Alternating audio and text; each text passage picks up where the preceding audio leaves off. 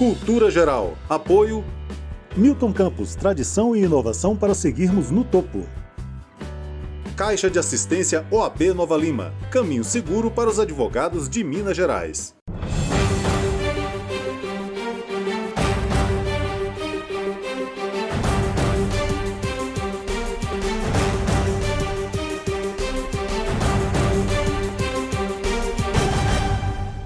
Olá, sejam todos muito bem-vindos ao Cultura Geral. É sempre um prazer fazer o Cultura Geral aqui na TV Banqueta. E hoje a gente com uma pauta super especial, né? TV Banqueta e Rádio Cultura de Curitiba. Hoje a gente com uma pauta super especial.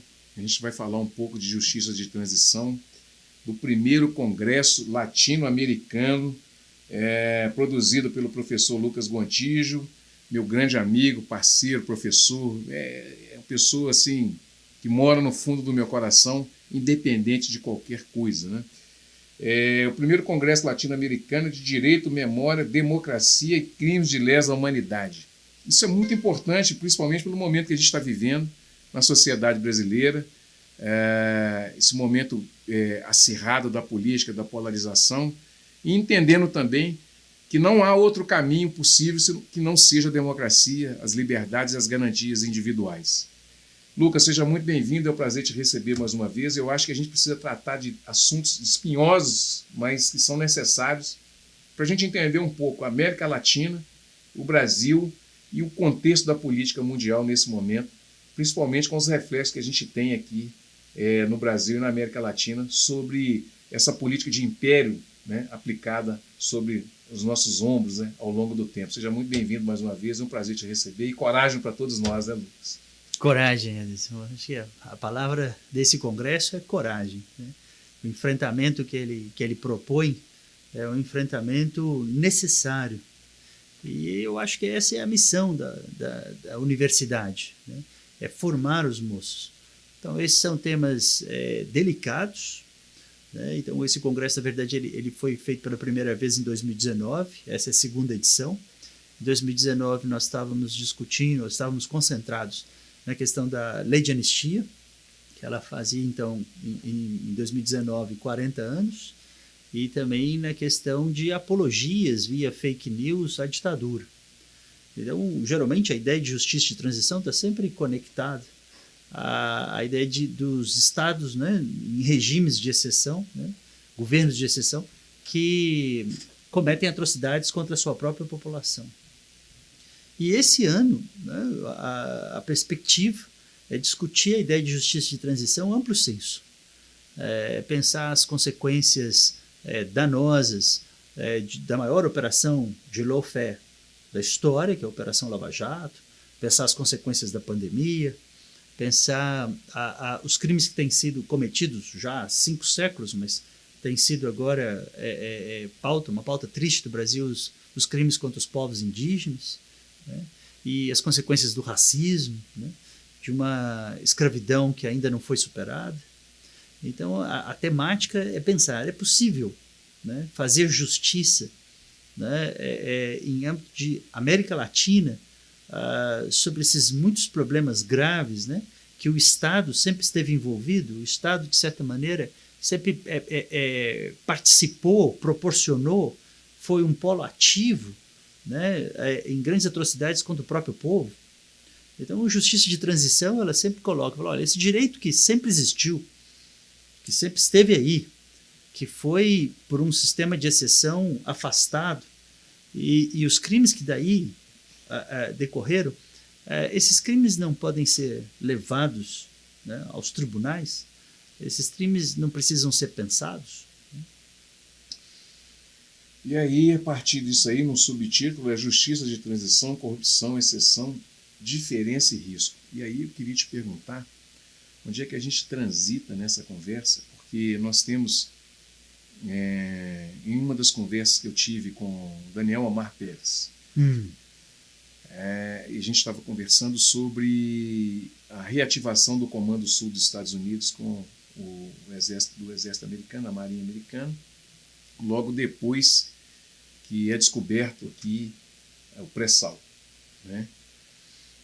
Quando a gente pensa tudo isso, Lucas, quando a gente traz esse arcabouço de conhecimento ou essas informações, a gente também traz um questionamento muito forte, não só para o campo acadêmico, mas também por aquilo que age por cima da gente, que é essa estrutura de império, né? Como é que a gente pensa esse subtítulo que é colocado no Congresso na perspectiva de entender isso que nos cerca? Por exemplo, Operação Lava Jato, com o sistema de lawfare, que é aplicado muito fortemente no Brasil. Nós discutimos isso desde a época do rádio, e agora nós chegamos nessa concretude que a gente já sabia que era uma coisa ilegal, que não respeitava o devido processo legal, que existia uma mulher no poder e essa mulher não foi respeitada com a sua dignidade. Nós temos um homem hoje no poder que faz coisas piores e ele não tem esses mesmos ataques. Então, como é que a gente pensa tudo isso quando a gente fala de risco, de exceção, de democracia, a gente fala de justiça de transição, de corrupção? Isso tudo está dentro do Congresso também? Com toda certeza. Eu vou abordar essa sua pergunta, que ela é importantíssima, e eu acho que extremamente sensível para a pauta. Mas antes eu tenho só que dizer que o Congresso é organizado, né, pelos programas de pós-graduação da PUC Minas, associado à FAGE, né, que é outro programa de pós-graduação de Belo Horizonte, né, dos jesuítas, do Instituto Santo Inácio de Loyola, também é coordenado pela UFMG, pela UFRJ no Rio de Janeiro, e uma dos organizadores que estão por detrás de tudo é a Comissão Arquidiocesana de Justiça e Paz. E tem uma equipe de alunos e uma equipe de professores, professor Cláudio Brandão, professor Zé Luiz Quadros, né, que na verdade a gente é um grupo grande, uma rede, e eu precisava colocar isso logo de pronto para que nossos telespectadores soubessem quem está por detrás, né, dessa promoção, ou seja, pôr em pauta para que a nossa sociedade discuta esses problemas. Vamos começar pela questão da Lava Jato. O que está por detrás da Lava Jato, Ederson, é o que está por detrás da maior parte dos crimes, que é um controle do capital, que manipula o Estado, né? Então, na verdade, hoje nós podemos dizer que a democracia atingiu o sufrágio universal. A democracia ela atingiu os dois gêneros e não há mais distinção de classe social ou berço para que se possa votar, né? E nós todos temos uma crença de que nós podemos participar ativamente dos processos políticos e seríamos, então, autônomos e constituidores, né, das leis, das normas quais estamos submetidos. Mas o jogo se mostrou muito mais complexo. Interesses econômicos subjazem, né, as instituições públicas no nosso país, muitas vezes. Então, veja só, a Operação Lava Jato, ela veio demonstrando, e isso ficou muito claro, né, que não só foi um coluio de comparsas, por exemplo, que o princípio da imparcialidade do juiz estava corrompido, ele combinava os atos processuais com o Ministério Público, mas por detrás dessa corrupção, que a Operação Lava Jato é uma operação essencialmente corrupta, né? Essencialmente corrupta, mas o que estava por detrás era desmontar o país, era derrubar as empreiteiras brasileiras poderosas, era desmantelar a Petrobras, era derrubar um governo eleito e colocar um governo que sobe ao poder, como foi o governo do Temer, que foi um governo para desmantelar os direitos sociais da nossa população, fazer a reforma trabalhista, que na verdade foi um grande equívoco às pessoas que apoiavam, porque na verdade nós só tiramos direitos trabalhistas e acumulamos o capital na mão dos detentores de poder. Uhum. A Petrobras, né, foi desarticulada, dividida, né, picada e leiloada, e o que sobrou da Petrobras hoje está na mão dos acionistas. E essa questão da mão dos acionistas é interessante. Por exemplo, a gasolina hoje está a R$7, né, um preço exorbitante. E por que ela está a esse preço? Ela está a esse preço porque agora a Petrobras está sob controle dos acionistas. que são poucos, e acionistas, inclusive, de capital externo. Né? Bom, eu não sou acionista. Né? Você não é acionista. Então, nós somos aqueles que pagamos R$7 para os acionistas. Isso é efeito do que a Operação Lava Jato conseguiu fazer no país. Ela conseguiu derrubar um governo legitimamente eleito, né? Ela conseguiu interferir no processo eleitoral para dar espaço para essas forças que estão a serviço do capital operarem o Brasil. Então, na verdade, houve uma grande fratura da nossa soberania por meio de um grande golpe orquestrado por forças externas ao Brasil, do grande capital. E a elite econômica brasileira é uma elite submetida, né? É uma elite que opera para o capital internacional, tendo apenas migalhas desse grande lucro. Né? Então, isso mostra que o Brasil é de fato dos brasileiros. Agora, te devolvo a palavra, pegando essa pauta do que foi a Operação Lava Jato no Brasil, e também de toda a cobertura que a Operação Lava Jato teve, por exemplo, do Supremo Tribunal Federal. Não é? Então, isso não foi só a 13ª Vara em Curitiba. Né? Na verdade, houve um grande pacto nacional para que isso acontecesse. E é preciso lembrar também que as notícias de que havia fraude e combinações entre Ministério Público e Judiciário, isso veio à tona pelo Intercept muito antes. Tá? Mas vejo que, mesmo assim, né, o TRF4 pôde prender o presidente, o ex-presidente Lula, 2 meses antes da sentença do TRF4, o próprio Supremo Tribunal Federal, né, permitiu a prisão em segunda instância. Então, um candidato que era possivelmente eleito, né, havia uma boa probabilidade de ser eleito, porque estava na frente das pesquisas, foi tirado do sistema eleitoral. Né? Não pôde concorrer. Então, isso interferiu diretamente na eleição de 2018, que levou ao poder o atual presidente.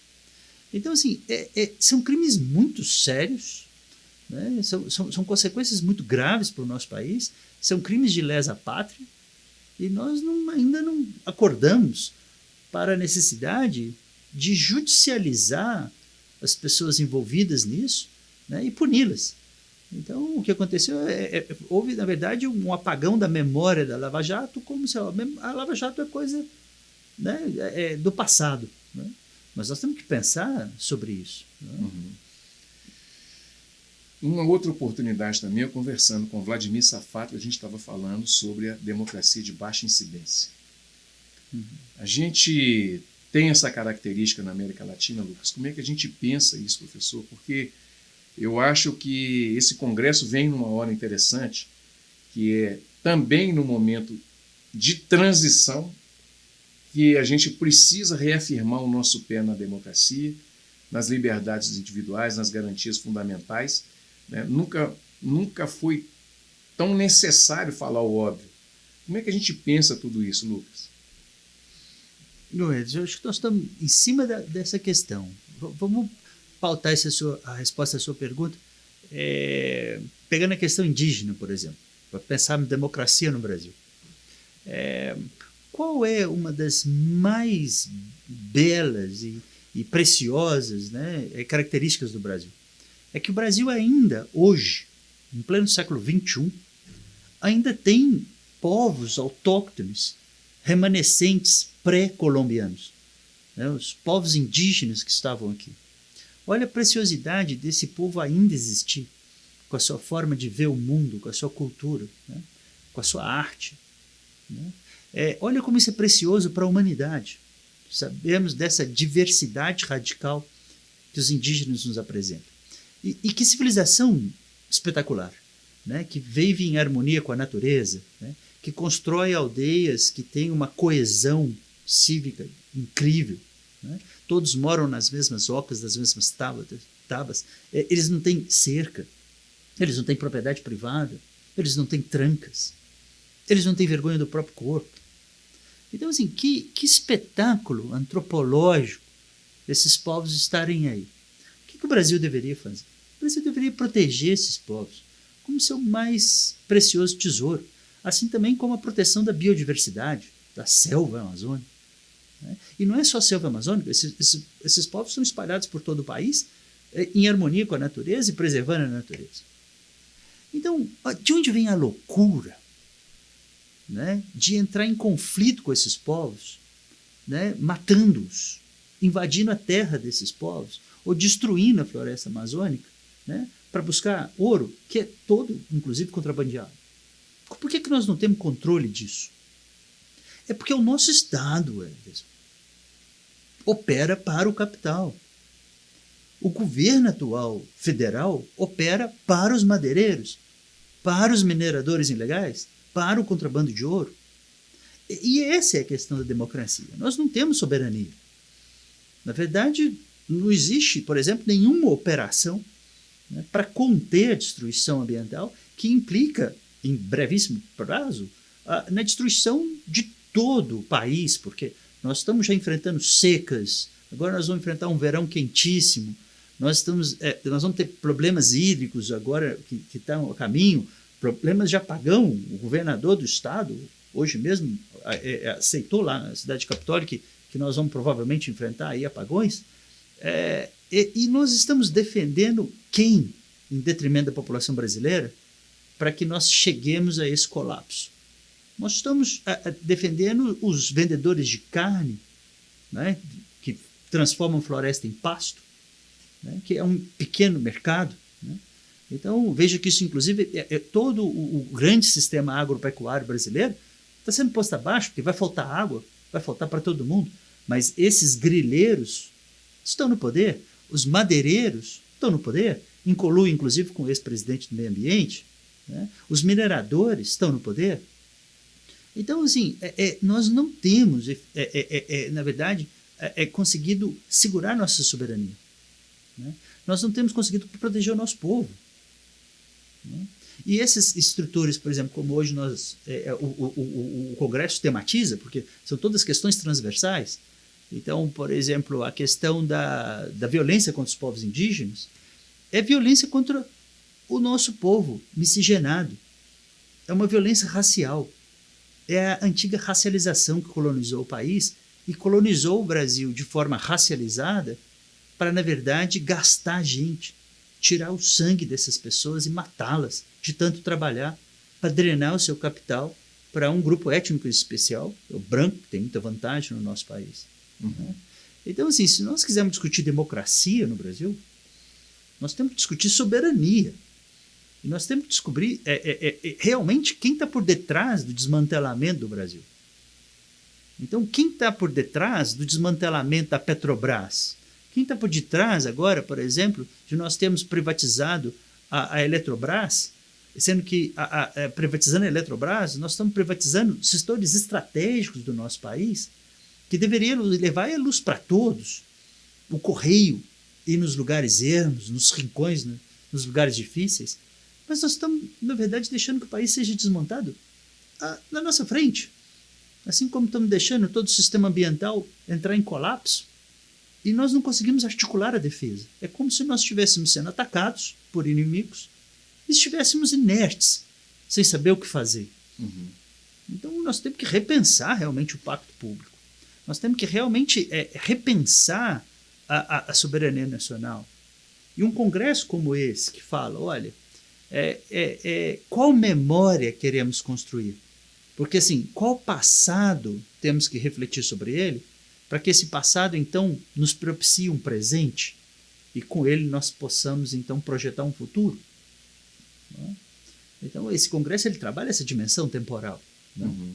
E, por isso, justiça de transição, ou seja, a justiça que vai se descolar de um passado para poder julgá-lo, uhum, para poder colocá-lo no banco dos réus e poder apontar os culpados. E dar direito a essas vítimas de serem as vítimas. Porque as vítimas não têm nem o espaço, na atual conjuntura do nosso país, de se pautarem como vítimas. Nós tivemos uma gestão absolutamente desastrosa, criminosa do Covid. Não é? Então, por exemplo, hoje uma notícia escandalosa, mas é só mais uma, é porque são tantas, nós vamos esquecendo de uma notícia na outra, porque são tantos escândalos que a gente já nem consegue sistematizá-los, mas vou citar o de hoje. Né? O ministro da Saúde, né, o Queiroga, com Covid lá nos Estados Unidos, postou na terça-feira, no seu Instagram, que máscara não funciona e que nem a vacina funciona, porque ele tomou as vacinas, usa máscara e ainda assim pegou Covid. Ele postou isso nos stories, né, que apaga. Mas isso é gravíssimo. Né? Então, assim, o ministro da Saúde fazendo apologia, então, ao negacionismo. Então, o ministro da Saúde negacionista, um presidente de um país negacionista. Então, assim, e as vítimas? Né? E quantas pessoas que começaram a se sentir mal em casa, né? Como nós estávamos falando aqui agora mesmo antes da entrevista. Aí falaram, acho que eu vou dar um pulo no hospital para ver. Né? Entraram no hospital, já não saíram mais, pararam no CTI, foram entubados e de lá foram para o cemitério. Então, quantas pessoas arrumaram uma malinha ali em casa, em condições, né? Tipo assim, já eu volto, né? Vamos ver o que é isso. E não voltaram para casa. Agora, nós tivemos uma gestão criminosa disso. E como é que fica? Né? Nós vamos simplesmente falar, olha, não foi nada, é um acidente. Não é acidente. A culpa. Né? Há culpa por negligência, há culpa por imperícia, né? Há culpa por diversas formas, mas também há dolo. Né? Porque também há um comprometimento com o capital e o interesse de fazer com que as pessoas fossem levadas ao trabalho se expondo a risco. Né? E a catástrofe econômica, né? Nós estamos chegando a 600 mil mortos. Né? E como é que fica isso para a economia dessas famílias e para a economia do Brasil? E a estagnação econômica? E quando as pessoas perderam o emprego? E as múltiplas consequências da crise econômica, como o aumento da violência? Então, isso tudo foi um erro, nós não acertamos. Primeiro que os culpados não aceitam que erraram, eles não se redimem. Então, nós temos que fazer isso acontecer. Sabe? E aí, desculpa eu ter alongado tanto nessa fala, mas professor. Qual é a responsabilidade da universidade, dos institutos de educação envolvidos no projeto, né, da Comissão Arquidiocesana de Justiça e Paz? Nós precisamos pôr a nossa sociedade para pensar sobre isso. É preciso estabelecer esses eixos de reflexão, porque esses eixos de reflexão, e é o que o Congresso pretende, está atraindo muitos jovens a escrever para participar dos grupos de trabalho. Depois vão ser artigos que serão publicados, né? E nós então começamos a pensar sobre o problema. E esse é o primeiro passo. Né? E dessa forma, pela disseminação, né, de informações que o Congresso consegue fazer, pela possibilidade dele arquear reflexões críticas, né? Ele consegue fazer isso que cabe às universidades, que é pensar a nossa sociedade e dessa forma produzir diagnósticos para a nossa sociedade, para propor, então, prognósticos. Né? Prognósticos sobre como é que nós vamos democratizar o nosso país. Como é que nós vamos sair desse buraco. Bom, gente, deixa eu fazer o primeiro intervalo. Vou fazer o primeiro intervalo aqui na TV Banquete, na Rádio Cultura de Curitiba. Não saia daí, daqui a pouquinho a gente está de volta, é um minutinho só, não saia daí, tá bom? A gente está conversando aqui com o professor Lucas Gontijo e estamos falando um pouco de justiça de transição desse primeiro congresso latino-americano que vai tratar de grandes assuntos para a sociedade brasileira. Um minutinho só, nós estaremos de volta aqui na TV Banquete, na Rádio Cultura de Curitiba.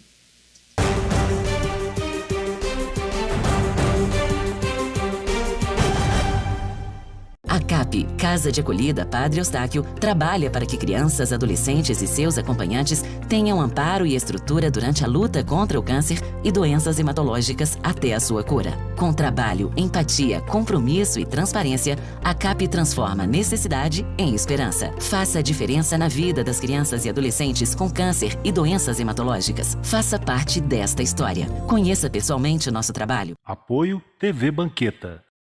Todos os dias, milhares de pacientes de Nova Lima, Raposo e Rio Acima procuram o Hospital Nossa Senhora de Lourdes para receber atendimento, sendo que 80% deste atendimento é pelo SUS. O Hospital Nossa Senhora de Lourdes é filantrópico e sem fins lucrativos. Por isso, precisamos de toda a ajuda possível. A sua doação é muito importante para a restauração do telhado do hospital, que é uma das necessidades emergentes. Quando você doa para o Hospital Nossa Senhora de Lourdes, você não estará ajudando somente a restaurar o telhado do hospital, mas também a recuperar milhares de vidas. Quem está lá dentro precisa da ajuda de quem está aqui fora. Você pode doar qualquer valor e, para a sua maior comodidade, a nossa equipe vai até você. Seja um amigo do Hospital Nossa Senhora de Lourdes. Envie a mensagem "Quero doar" para o número que aparece aí no vídeo e saiba como ajudar. Hospital Nossa Senhora de Lourdes. Humanidade, carinho e atenção à vida. Apoio TV Banqueta.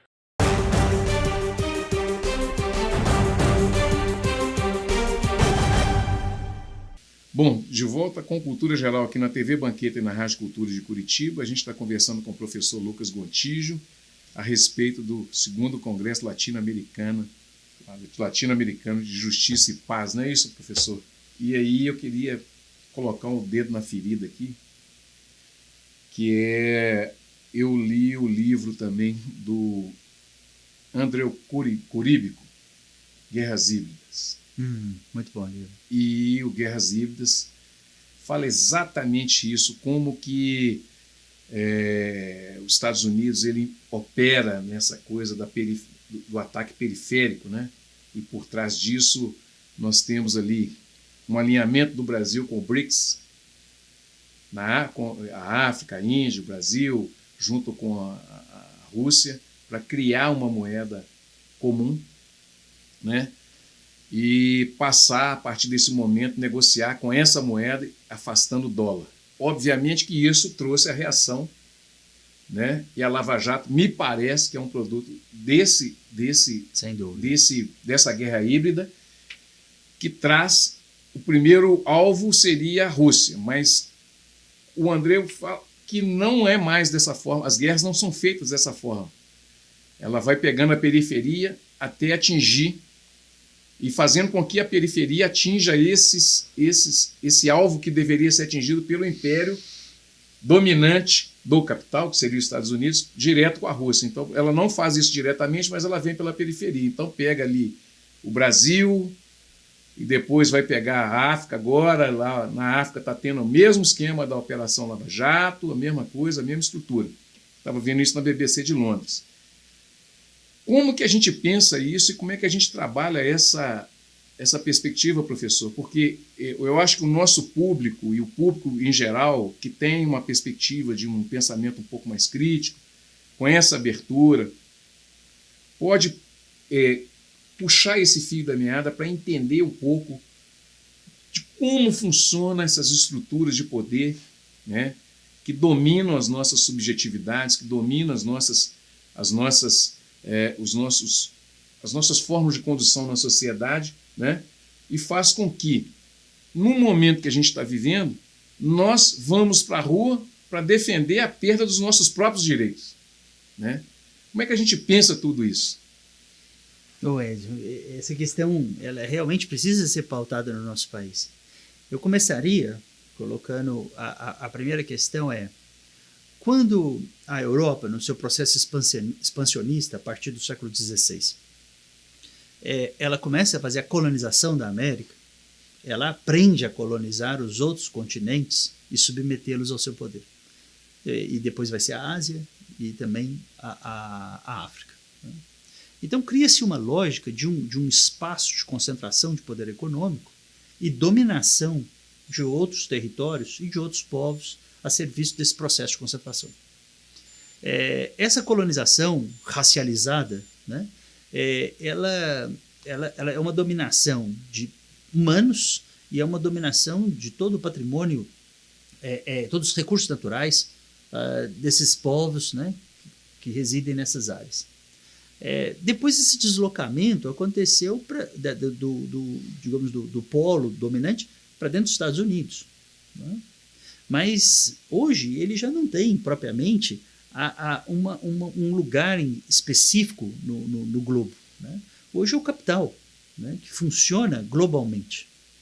E o capital, ele descobriu, por meio de testes, ele vai testando movimentos né, desmantelamento político de alguns países. Então, a Operação Lava Jato, ela não é propriamente, ela não é inventada, criada para ter esse efeito. Ela é um tipo de operação que foi experimentado pela primeira vez na Itália, com a Operação Mãos Limpas, né? Manipulita, a Operação Manipulita da Itália. A Operação Mãos Limpas, ela consegue ativar uma adesão política dos cidadãos com algumas estratégias assim que eles testaram, viram que funciona. A primeira as pessoas de classe média, as pessoas trabalhadoras, elas têm absoluta ojeriza à corrupção, porque elas são todas dentro da regra do jogo e tem alguém que está jogando fora da regra e está se beneficiando disso. Então, a corrupção, ela nos afeta, ninguém gosta da corrupção. Mas é possível você manipular essas pessoas a desenvolver um ódio a um determinado grupo. E a mídia, então, orquestra os alvos a serem pautados dentro desse processo.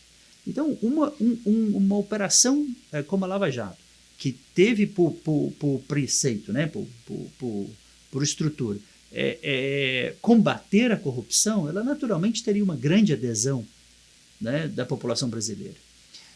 E depois são esses ódios, né, esses recalques, né, essas questões íntimas que a população brasileira não resolveu. Isso tudo, de uma certa forma, passou a ser orquestrado pela manipulação de fake news, né, por pautas previamente orquestradas, né, pela grande imprensa, pela grande mídia. E esses processos foram funcionando. Então, na verdade, existe uma prática, né? E o Brasil, por exemplo, que estava, na verdade, na condição até de sexta maior economia do mundo, né? O Brasil que estava num pacto junto com os BRICS, né? Com a África do Sul, com a Índia, com a China e com a Rússia, né? Países aí que têm grandes populações, né? São demograficamente muito populosos, com muitos recursos naturais e também territorialmente muito grande, né? Esse grupo era muito perigoso, né? Possibilitando, então, uma reviravolta, né, no tabuleiro, né, de grupos que estavam assujeitados tornarem-se protagonistas da sua própria história, né? Então, por exemplo, muitos brasileiros estavam com a possibilidade de levar seus filhos para as universidades, coisa que nunca tinha acontecido em muitas famílias, né? Muitos brasileiros estavam crescendo patrimonialmente, e isso não é interessante para o grande sistema que precisa de mão de obra barata, né? Precisa vender, por exemplo, saúde, vender remédios, vender uma série de produtos que estão dominados, tecnológicos sobretudo, na mão de muito pouca gente. Então, não é que o mundo orquestrou um grande golpe sobre esses países, né, e puxou o tapete desses países, sobretudo puxou o tapete do Brasil. É que o mercado ele funciona a partir de um processo de uma subjetivação, né, de defesa dos seus interesses, né, e desqualificação, né, de seus adversários. E a população brasileira ela foi induzida, né, a um discurso de ódio. No Congresso, uma das temáticas é o hate speech, né? Essa manipulação se dá no que, né, pautado como guerra híbrida, porque, na verdade, ela vai penetrar as casas das pessoas, né? Ela vai produzir ativistas, né, que, na verdade, vão estar lutando contra si mesmos. Por exemplo, os motoristas de Uber, né, eram apologetas ou faziam apologia ao neoliberalismo. Eu sou meu patrão, né? Eu controlo a minha jornada de trabalho, eu trabalho a hora que eu quero, né? Eu sou um autônomo. Na verdade, ele dizia, eu sou um pequeno empresário e abro mão dos meus direitos trabalhistas, como também pesquisas aconteceram, os motoristas de Uber, né? Os entregadores de produtos, eles apoiaram fortemente aí o governo Bolsonaro. Eles eram uma das bases eleitorais do governo. Agora, olha hoje como estão os Ubers. Com a gasolina a R$7, e a empresa Uber não reajustou com eles as suas viagens pelos últimos 3 anos. A empresa Uber, inclusive, tirou o sistema de telefonia que eles podiam fazer reclamações, fazer registros, registrar eventuais acontecimentos que eles gostariam de reclamar ou questionar. Não, é só o aplicativo. Eles não têm mais nada além do aplicativo. E hoje eles estão escravizados e sucateados dentro do aplicativo. Então, o que ficou faltando é que o povo brasileiro tinha que compreender o mais rápido possível que o neoliberalismo levaria a esse desmantelamento total das nossas garantias sociais, das nossas garantias trabalhistas, das nossas garantias previdenciárias, né? E nós teríamos essa sociedade atomizada e incapaz de reagir, por exemplo, a Uber, ou reagir, por exemplo, ao avanço do neoliberalismo que tem acontecido em inúmeras empresas que têm trabalhado com terceirização. Tá? Então, desde o governo Temer, nós temos vindo aí num 7-1 todo dia, Edson. É um 7-1 atrás do outro. Agora, por exemplo, está em pauta o desmantelamento da lei de políticas de remédios genéricos, né? Então, nós podemos perder a lei que gera os genéricos, que faz remédio ficar mais barato. A quem interessa o remédio ficar mais caro? As grandes indústrias químicas. Então, como que o nosso Congresso vai votar a favor dessas indústrias contra o povo brasileiro? Mas, aparentemente, vai ser mais um 7-1. Né? Então, esse é o problema da guerra híbrida, porque ela consegue fazer pessoas que estão, na verdade, frágeis, né? Adotarem o discurso, né, dos dominantes e jogarem contra si mesmos. Né? Então, é uma tristeza.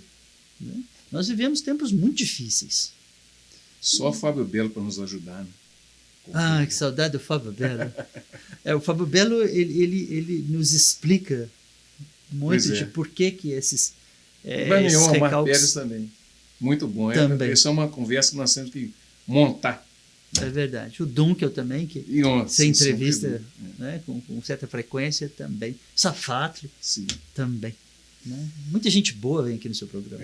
Aí, tá aí o exemplo, né? Não, eu sou uma exceção. Bom, gente, deixa eu fazer mais um intervalinho, vou fazer mais um intervalo, a gente volta com a parte final aqui do Cultura Geral, não saia daí, nós estamos aqui na TV Banqueta, na Rádio Cultura de Curitiba, entrevistando esse grande professor, amigo, Lucas Otige. A gente vai voltar aqui daqui um minutinho para a gente continuar falando desse Congresso Latino-Americano de Justiça de Transição. Eu acho que é muito importante, justiça e paz, né? É muito importante a gente entender todo esse contexto que a gente está vivendo, porque é um desafio social. E eu acho que daqui uns 10 a 15 anos nós vamos sentir muita vergonha do que nós estamos passando agora. Não saia daí, um minutinho só, nós estaremos de volta aqui na TV Banqueta, na Rádio Cultura de Curitiba.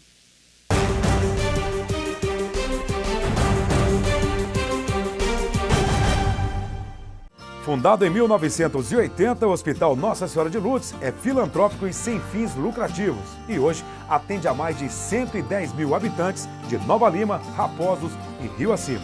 O Hospital Nossa Senhora de Lourdes, eu me sinto como se eu estivesse em casa. Só tenho que agradecer, sou muito bem tratada. Aqui eu tenho eles como se fosse a minha família. O Hospital Nossa Senhora de Lourdes é o único da região responsável pelo atendimento aos usuários do SUS, nos casos clínicos e cirúrgicos de média complexidade.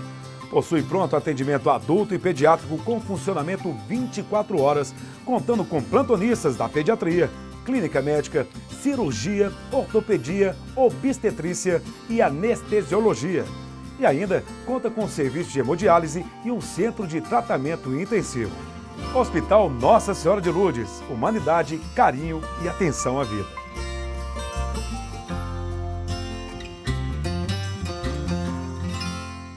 Apoio TV Banqueta. A CAP, Casa de Acolhida Padre Eustáquio, trabalha para que crianças, adolescentes e seus acompanhantes tenham amparo e estrutura durante a luta contra o câncer e doenças hematológicas até a sua cura. Com trabalho, empatia, compromisso e transparência, a CAP transforma necessidade em esperança. Faça a diferença na vida das crianças e adolescentes com câncer e doenças hematológicas. Faça parte desta história. Conheça pessoalmente o nosso trabalho. Apoio TV Banqueta.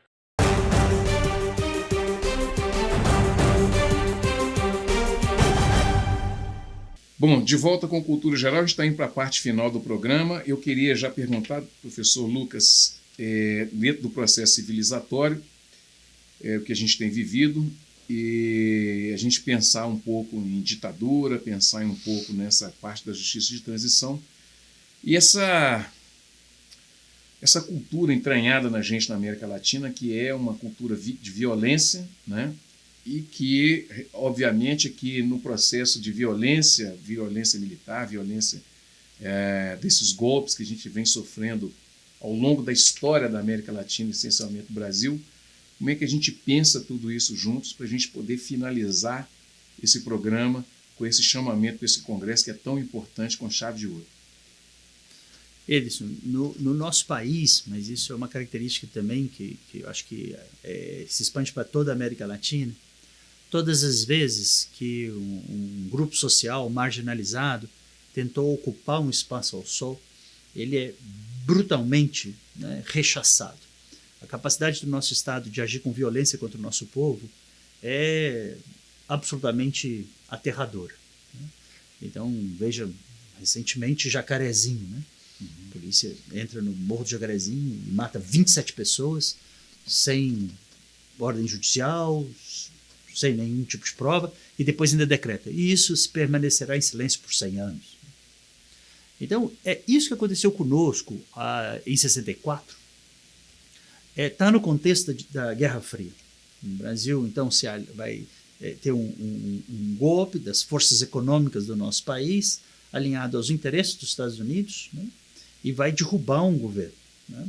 Os governos muitas vezes são derrubados por tanques, às vezes são derrubados em grandes processos midiáticos parlamentares, como recentemente foi derrubado o governo Dilma.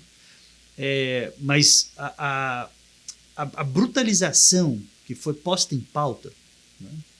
A forma que a ditadura matou, sequestrou, né, brasileiros, impondo então um regime de silenciamento, né, de absoluta sujeição da nossa população, e com uma capacidade efetiva tão forte que a ditadura ainda conseguiu construir uma narrativa de que ela foi boa, né?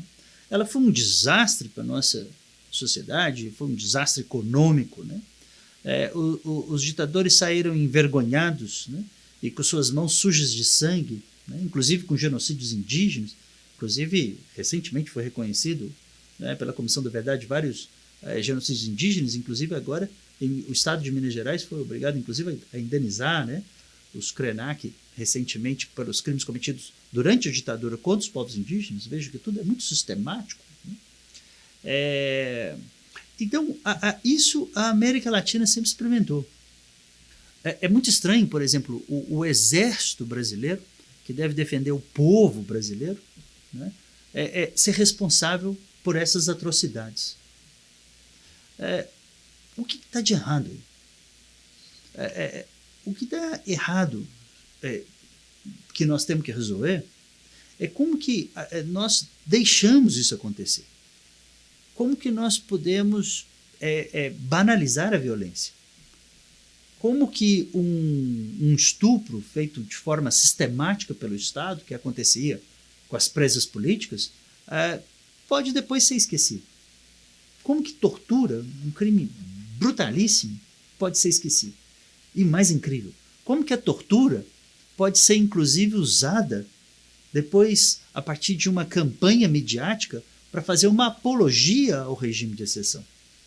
Então, como pode pessoas vestir camisa com o Carlos Brilhante Ustra, um torturador contumaz, um assassino, né, de pessoas que morreram amarradas, né, morreram sob dor? E como é possível, por exemplo, os filhos do presidente, ou o próprio presidente, no dia da votação do impeachment, falar em nome de Carlos Brilhante Ustra, o terror da presidenta Dilma? Então, assim, usa o nome do torturador que torturou essa mulher, né, dentro do Congresso Nacional. Então, por que isso não se transformou, por exemplo, num crime de quebra de decoro parlamentar? Apologia à tortura, né? Então, nós temos que pensar o nosso passado. Nós temos que pensar a nossa memória e construir, então, essa memória coletiva consciente dessas atrocidades, não é? Para que elas nunca se repitam. Né? Eu vi várias vezes você falou assim, justiça e paz, né? A Comissão Arquidiocesana Justiça e Paz, que é uma dos entes, né, organizadores, das instituições organizadoras do Congresso, ela foi recriada pelo reitor da Pontifícia Universidade Católica, o Dom Moll, né, e pela Arquidiocese no ano passado, como uma forma de reminiscência ao enfrentamento né, que o Dom Evaristo Armes fez durante a ditadura, construindo, então, a Comissão Arquidiocesana Justiça e Paz de São Paulo para lutar por direitos humanos contra os crimes cometidos durante o regime de exceção. E um dos efeitos das ações do Dom Evaristo Armes foi exatamente escrever um livro onde se narrou, por meio de documentos conseguidos, né, nos processos dos presos políticos, documentos que foram clandestinamente capturados, né, para que se publicasse o livro Brasil Nunca Mais, né, para que não se esqueça e para que nunca mais aconteça. Então, o livro do Dom Evaristo Armes, organizado por ele, é um livro documento para falar: olha o que aconteceu, saibam disso, e que nós possamos projetar um futuro diferente. Então, para que nunca mais aconteça. Né? Então, eu acho que são essas forças que têm que ser mobilizadas, Eros. A força, por exemplo, de conseguir fazer o triunfo da verdade. Porque hoje a verdade é muito relativa. Né? Ela não pode ser relativa, ela não pode ser relativizada. Existe uma verdade que precisa ser dita. Né? Então, hoje, as pessoas, por exemplo, esse negacionismo à ciência. Né? Então, assim, eu não uso máscara porque eu não acredito. Não é por aí. Né? Ou eu não vou me vacinar porque eu não acredito. Dessa forma, essas pessoas estão pondo a vida dos outros em risco. Né?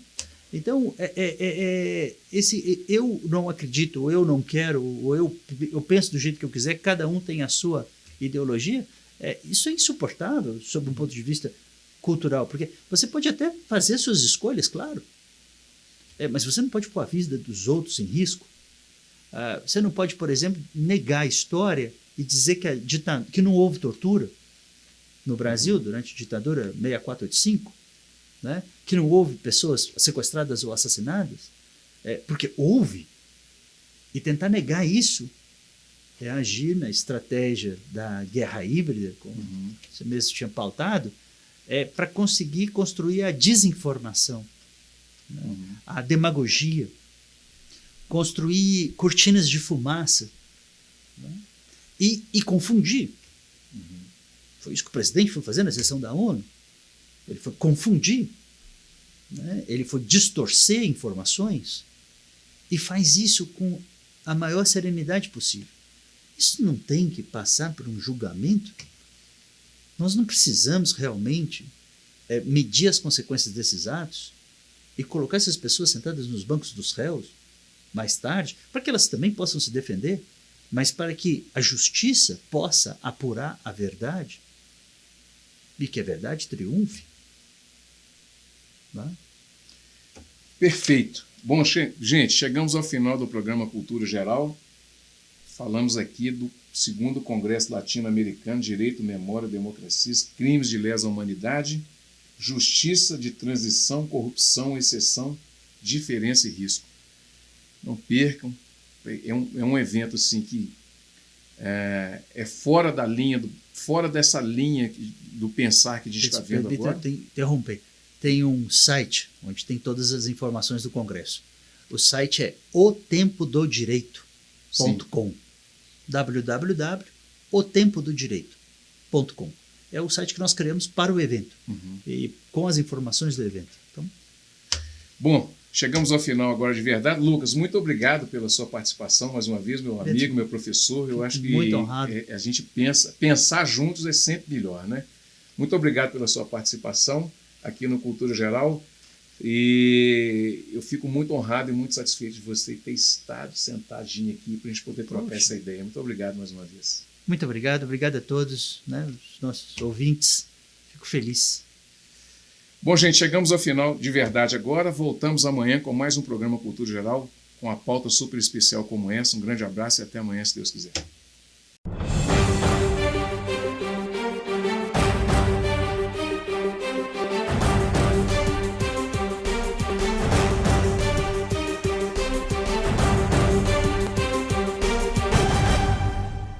Cultura Geral. Apoio Milton Campos, tradição e inovação para seguirmos no topo. Caixa de Assistência OAB Nova Lima, caminho seguro para os advogados de Minas Gerais.